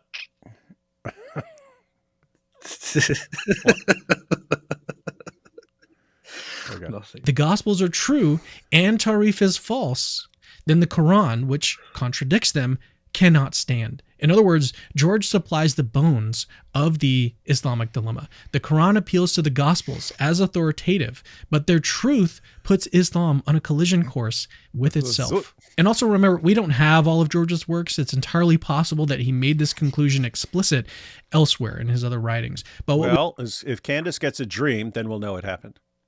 do have is certainly enough. He already gave us everything we need to reach that conclusion. Like the Zut Another gave objection Muhammad goes, everything he well, needed. in Surah 1094, the previous scriptures in view are only the stories of the prophets. I actually what it made an says. entire video response to this objection, which I've got linked in the description. You guys can go watch it if you're interested. In short, this objection doesn't work because those stories of the prophets also contradict the Quran, so it doesn't help. Another common objection is, well, corruption solves the problem. The Bible was altered, but George dismantled that literally 12 centuries ago. Okay, if corruption happened before Muhammad, then, as George points out beautifully, and perfectly in line with the Islamic dilemma, Surah 1094 absolutely makes no sense if corruption happened before Muhammad. If corruption had happened after Muhammad, that's actually impossible because no universal synod of Greeks, Arabs, Persians, and Syrians ever got together to rewrite the gospel. As George puts it, since the rise of Islam, no synod has taken place in which the nations decided to alter the gospel because it is the same to all of them. Hey guys, we've already mentioned this, but super important point that everyone needs to have ready, especially when Muslims are saying your Bible's been corrupted and you ask questions: who, what, when, where, how, why, how. How did it happen? On that how issue, unless you want to say the original Christians corrupted it, which, as we've said, you can't say as a Muslim because the original followers, the followers of Jesus, were devout Muslims according to Islam. And Allah is promising to protect them. So they're going to be doing a good job. After that time, the Bible spreads rapidly all over the place, and Christians didn't have some kingdom at this point where you have a ruler who can impose his will on Christians everywhere. You had Christians in Africa, you had Christians in Europe, you had Christians in the Middle East. You very quickly had Christians all the way over in India. Who is in a position, if you're not saying the originals were corrupted from the beginning, who is ever in a position to corrupt the gospel all the way from Europe into Africa, across the Middle East, all the way over into India? Who is there? Who had the kind of power that would be required to corrupt it everywhere? No one. No one ever had that kind of power or authority. You know who did have that kind of power and authority? Uthman. You have in Islam someone who had the ability to say, we're corrupting this now. We're changing it now. We're doing it now. But Muslims won't even be slightly suspicious of Uthman. If, however, within Christianity, we had some ruler who at some point said, you know what, everyone hand over your Bibles, and somehow had the ability to force Christians from across the world to all hand over their Bibles, and then he burned them all, and then he issues a standardized version. That would be Exhibit A every single time they say our book's been corrupted. It would be, look, a guy ordered you guys to hand over your stuff. He burnt it all, and then he issued his own version. That's obvious what's going on there. That's what they would say. But there's never been a Christian leader in that position. There was a Muslim leader in that position. Us. The only possible alternative here is what I like to call the selective corruption hypothesis, or selective tarif, that just the wrong parts of the Bible were corrupted. The rest are reliable. That falls apart too, guys. Okay, I also addressed this claim in the previous video that I mentioned, linked in the description, but in short, this hypothesis doesn't work because, one, it's completely unevidenced. There's no historical proof that the Bible was selectively altered in just the right places that line up with the Quran.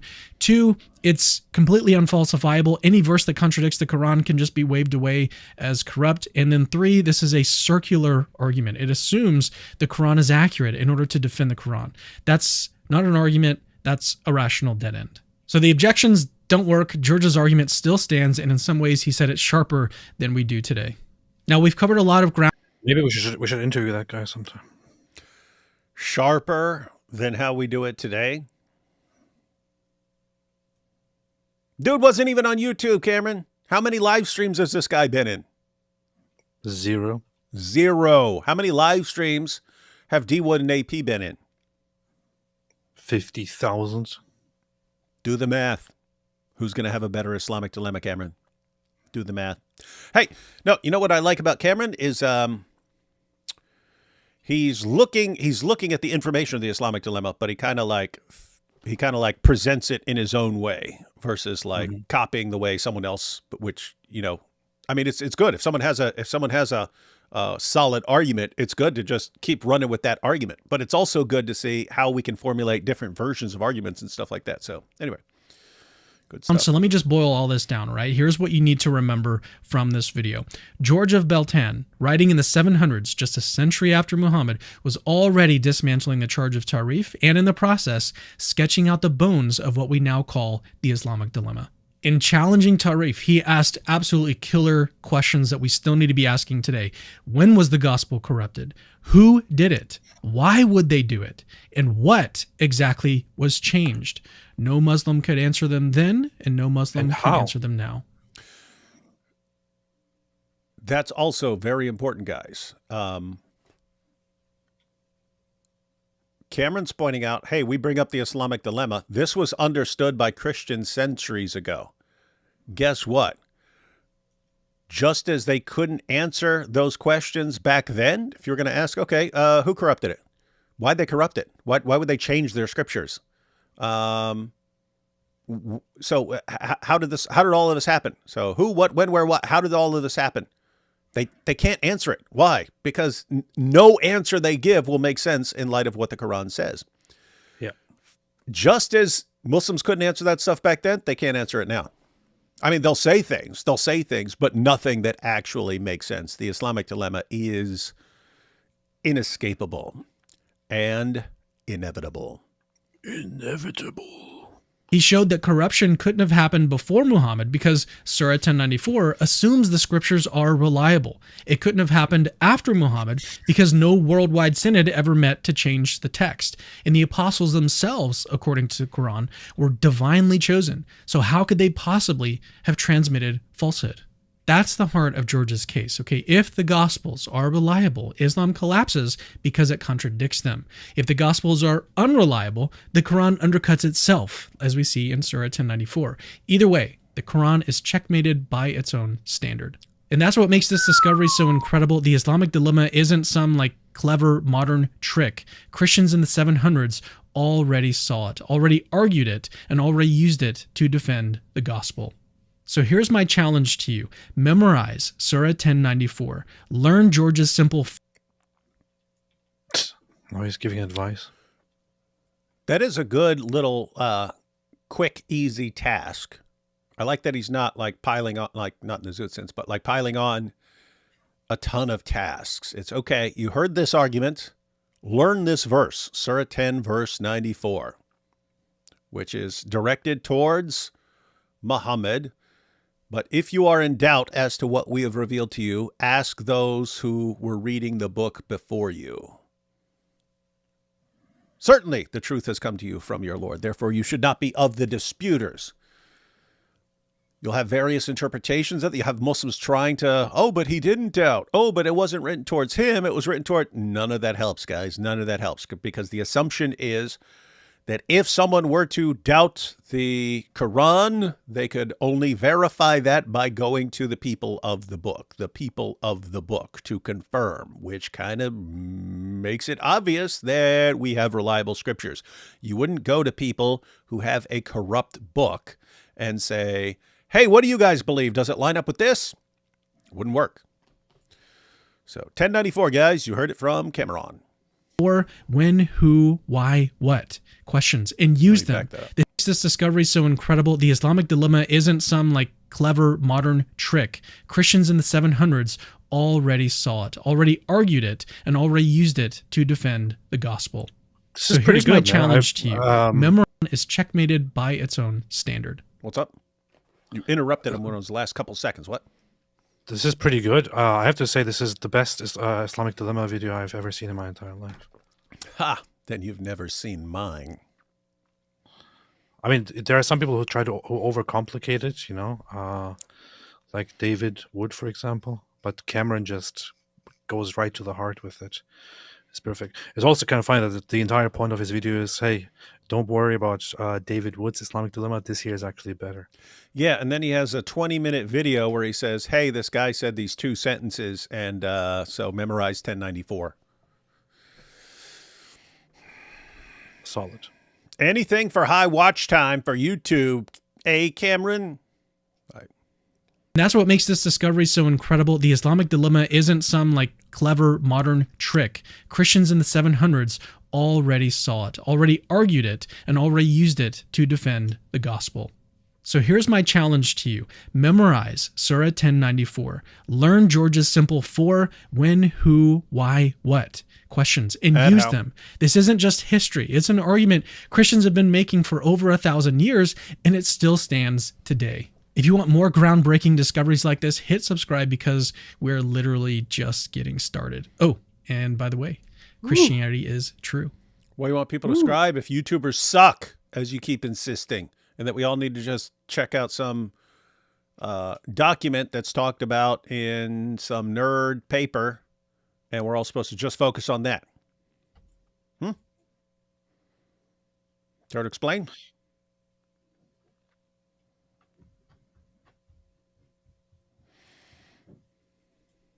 It's kind of funny how he has to come up with this final line, just like he's copying me now. Yeah. Let's see this.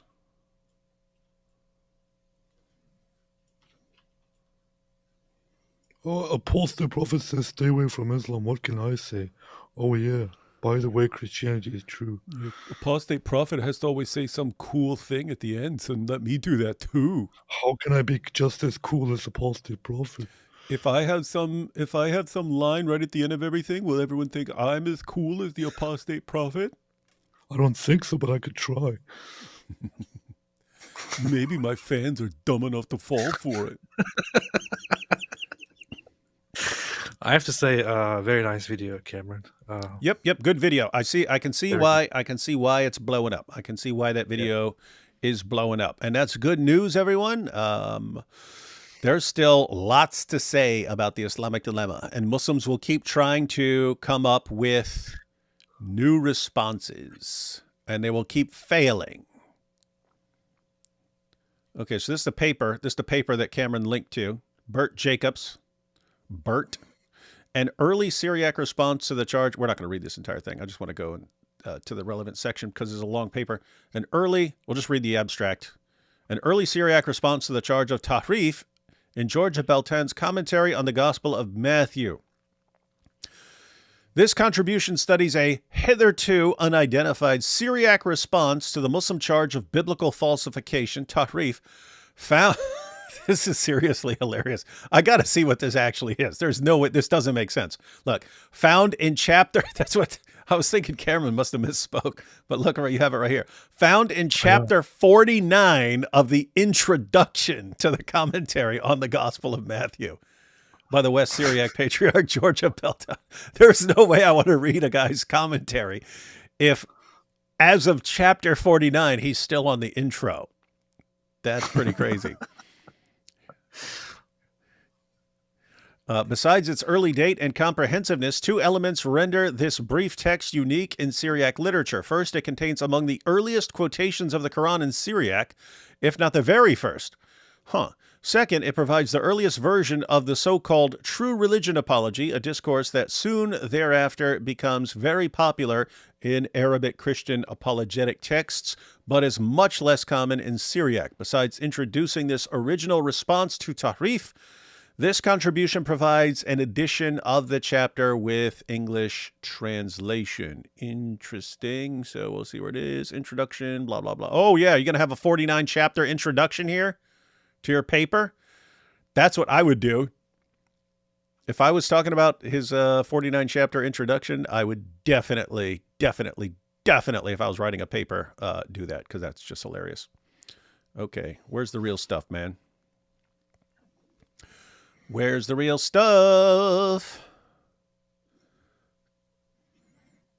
Gosh, this just goes on and on, like George of Beltan's introduction to the Gospel of Matthew. Okay, charge of Tahrif, we get it. Oh, man, I think this is going on for a long time because I'm looking at the notes, and I think when I saw the notes on what Cameron was had on the screen, I think it was already like note 100 and something. I'm only on like note 50 right now. Okay. My goodness, man. What's he going through everything in the entire 49 chapters of the introduction? Okay. Getting closer. True religion apology. Hey, I'm like Cameron. Hey, I put it all up on the screen so you can just read it, everyone. Look, right there. You can read the entire article, no problem. Look, just pause it anywhere you want. You can read it. Or you can just click on it. Let's see. Are we here yet? Okay, here. Okay, this is what Cameron was citing. Against the pagans concerning the veracity of the gospel. Should be... Okay, so here's the questioning part. They say that many things... This is up in the right corner. They say that many things in the gospel have been changed by us. But these charges should be questioned as follows. When was it changed or being changed? Who are those who changed it? Why did they change it? And which words of it did they change? So we have when, who, why, and which. Get it right, Cameron. It's which. Let's see. Where's that quote? Okay, here we go. So at which time I ask again, who, why, and which words? If they should say that it happened before the coming of their prophet, see. He said that it was spoken to him that he should come to those who hold the scriptures to find the truth. For he said, O those who hold the scriptures, confirm the things which we have brought to you in words. Again, this is based on a translation. I'm not sure which verse that is supposed to be about. What's the reference? What was it? Was it 120? 120. Note 120. Or confirm in words the things which we have brought to you. There is no direct parallel in the Quran, although it has a distinct Quranic ring to it. Huh. That's interesting. Yeah, it does have a Quranic ring. And I can think of multiple verses that kind of give the gist of that meaning, but nothing that says specifically that. All right. Wanted to look that up. And so it says, for he said, O those who hold the scriptures, confirm the things which we have brought to you in words. And if you are doubtful, ask those who have been holding the scriptures before you. See, he sends you to us. Dude, that is the most badass line ever. Look at that. Wow. See, he sends you to very us. See, he That's sends you. pretty That's the solid. title. That's the title of a video right there. Allah sends you to us. Where are you going to go, guys? Allah sends you to us.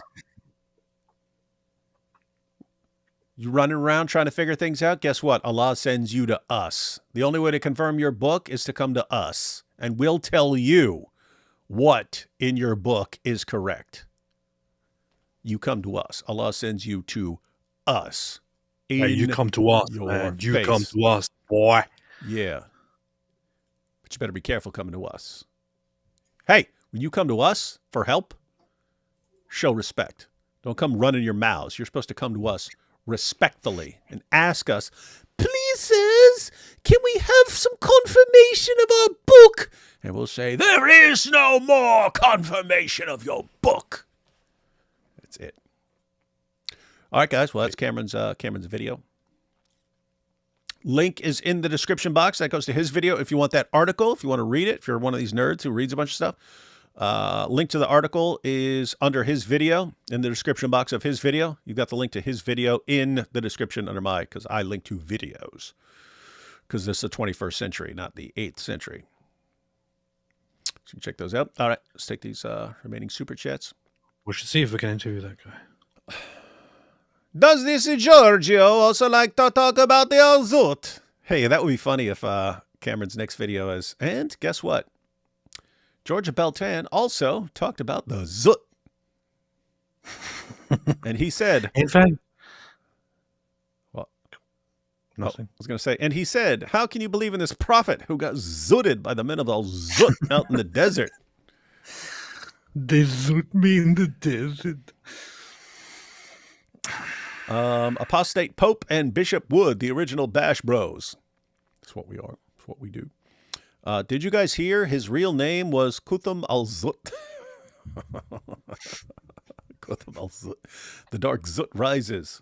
What's with people talking about the Zut? We've gone this entire show trying to avoid any mention of al-Zut, and people keep just al-Zut, al-Zut, al-Zut, Zut, Zut, al-Zut, and a-Zut, Zut, Zut, Zut, Zut. I was wondering if you could pray for my friend. I don't want to lose them, and I've been in severe distress for 4 days, and I'm losing hope. So we don't know what that's about, ladies and gentlemen, if this is a spiritual issue or a friend who's sick or something like this, but Denny Berger has asked for prayers. Sheikh Cameron Ibn Bertuzzi trashing his god Allah. I think they referred to him as Alini. Zut Dead Redemption 2. What's with all the Zut stuff, man? People are weird. Who wrote this script, lol? Momo told Al-Zut, I'm the messenger of God. Al-Zut replied, cool, now bend over and deliver the message. What the heck? Oh, that's a joke. It says joke from Grok.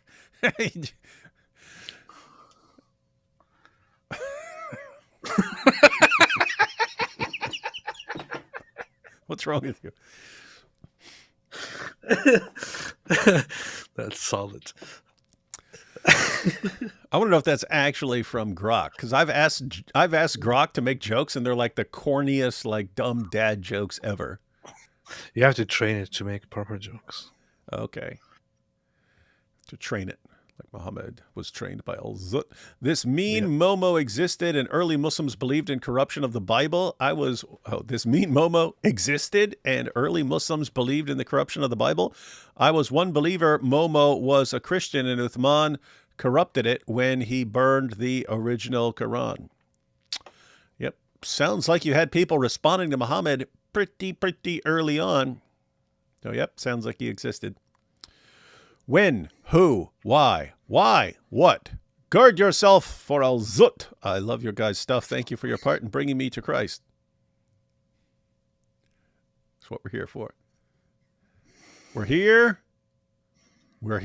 to help bring people to Christ and to make Zut jokes. Yes. What's funny is if the entire world converts to Christianity, all we'll have left to do is make Zut jokes. Yeah. In a 60-minute documentary, a well-known trusted source, they reported that the Twin Tower bomber Ramzi Youssef converted from radical Islam to Christianity. Your opinion. Do you regret leaving YouTube? MW. Do I regret leaving YouTube? Who left YouTube? Why did you leave YouTube, man? What is this? I'm interested in this guy converting to Christianity. Your opinion. You're actually speaking to us on YouTube right now, and then MW. That would normally stand for Mike Winger, but who would just leave random Mike Winger initials on a Why did you super leave chat? YouTube, man? That would be super creepy. Cosmic Observer. Brian Long says that reference with the Quranic ring must be before Uthman burned it. I was actually thinking maybe there were variants and stuff that didn't last. But I think there are enough. See, what you had there is kind of like a reverse of what a bunch of passages say. But you have all these passages. The Quran is confirming your book and implying that you should confirm the Quran in return. So you actually have a bunch of those kinds of verses, which sounds like the gist. It's kind of reversed than how it's putting it. But I might just go through all the Islamic dilemma verses and see if it matches one particular verse better than others. I guess the only way to really settle it would be to talk to someone who like knows Syriac and say, okay, how could they have concluded that this is the translation or something like that?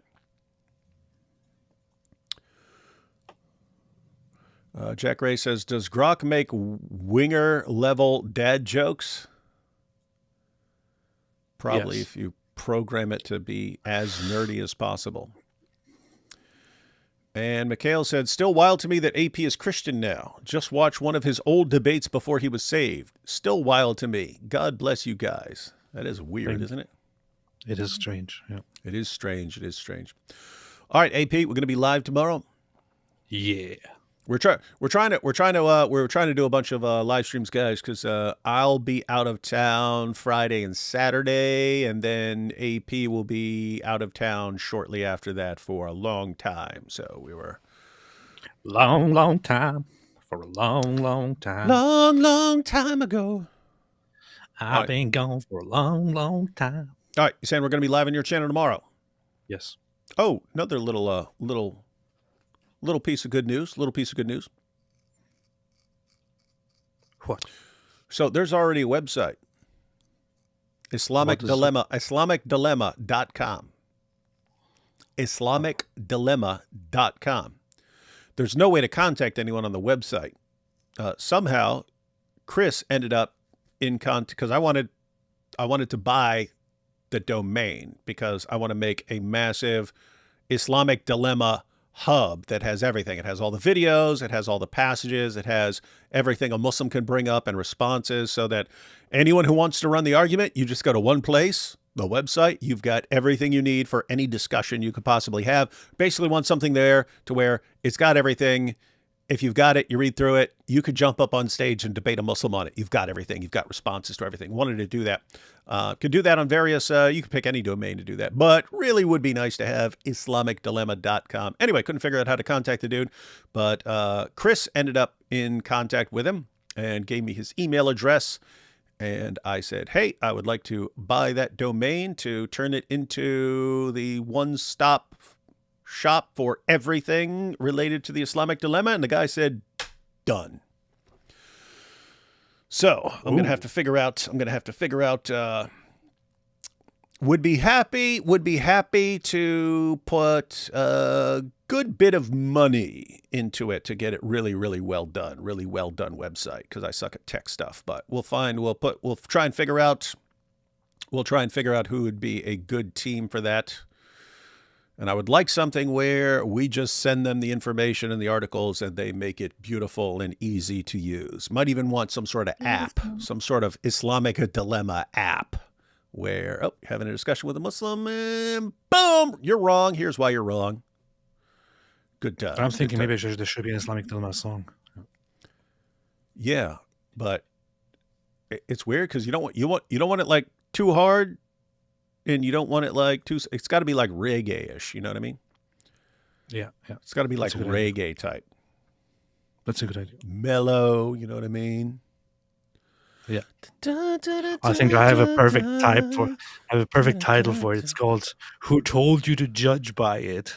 Yeah, that would actually fit with what I was just kind of humming, right? Let me think. Yeah. Who told you to judge by it if it's broken? It could just be that. Just roll with that, man. Oh, yeah, that's good. That's good. That's good. Got to do it. I'll Got to look do it. Your opinion of Ramzi becoming Christian from Islam? Well, I just told you. I don't know. I haven't looked into it yet. I mean, obviously, if a guy became Christian, that's really, really cool, super awesome, good news. But I'm not familiar with the story. So I screenshotted it. I will check that out because, I mean, that might be good to let people know. If there's a good article, I can always share that. Or if there's some interesting stuff there, could be good for a video. We'll see. Oh, and Danny Berger here. My friend has seriously considered ending it, and I cannot endure this pain alone like I am. I just need some others to pray with me, please. Even there, not sure what you mean by ending it. Like ending his life or ending friendship or ending relationship or... I think that means life. So yeah. All right, guys. So you have more details on how to pray for Danny Berger and his friend. You have it. All right. So people are saying they're going to pray. All right. All right, everyone.